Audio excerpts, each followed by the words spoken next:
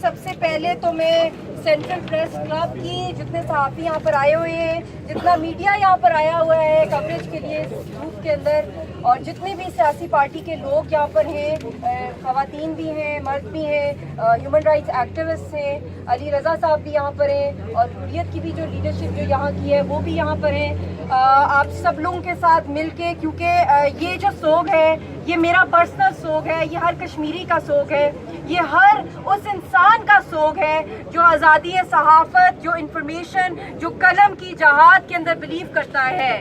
اور یہ اتنی بڑی ایک لاس، اتنی بڑی شہادت ہوئی ہے اور اتنا بڑا ایک بلو آیا ہے ہماری فریڈم سٹرگل کو کہ ہماری جو آواز ہے دنیا تک پہنچنے والی، وہ آواز، اس آواز کو ہی کاٹ دیا ہے، اس پین کو ہی توڑ دیا ہے، اس پیپر کو زخمی کر دیا ہے. اور جو ان کی وائف پہ اس وقت گزر رہی ہے وہ تو پاگل ہو گئی ہیں، جو صدمہ ان کے اوپر گزر رہا ہے. اور ان کے علاوہ روز شہادتیں ہو رہی ہیں، 3 شہادتیں ہوئی ہیں صرف 2 دن کے اندر ہمارے یوتھ کی لاشوں کی. یہ کاروبار ہے ہندوستان کا. اور آج وہاں پہ گورنر رول لگ گیا ہے. یہ وہی محبوبہ مفتی ہے جو کہ کہتی تھی کہ یہ جو بچے باہر سڑکوں پہ نکلتے ہیں رات کے ٹائم میں انڈین آرمی کیمپس کے سامنے، یہ کیا کینڈیز لینے جاتے ہیں یا کوئی ٹافیاں کھانے جاتے ہیں تو یہ ان کے ماں باپ کو پوچھیں. یہ وہی عورت ہے جو کہتی تھی کہ آپ لوگ اپنے بچوں کو، کشمیری لوگ جو ہیں اپنے بچوں کو ہیومن شیلڈ بنا لیتے ہیں.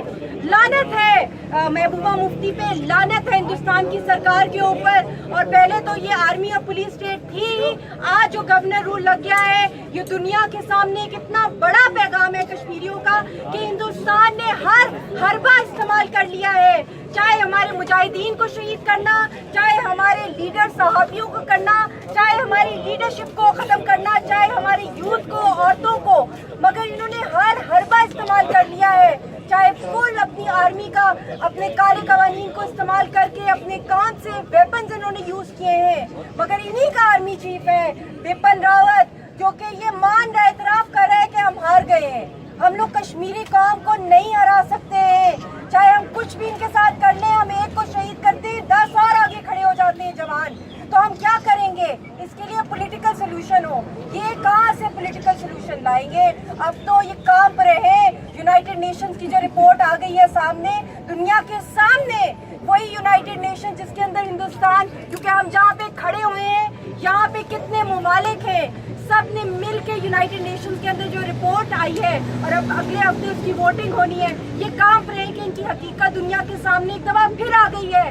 اور ایک دفعہ پھر یونائٹڈ نیشنز سے کتنی دہائیوں کے بعد کا ہے کہ یہ فروزن ایجنڈا نہیں ہے. اور جس دن یہ رپورٹ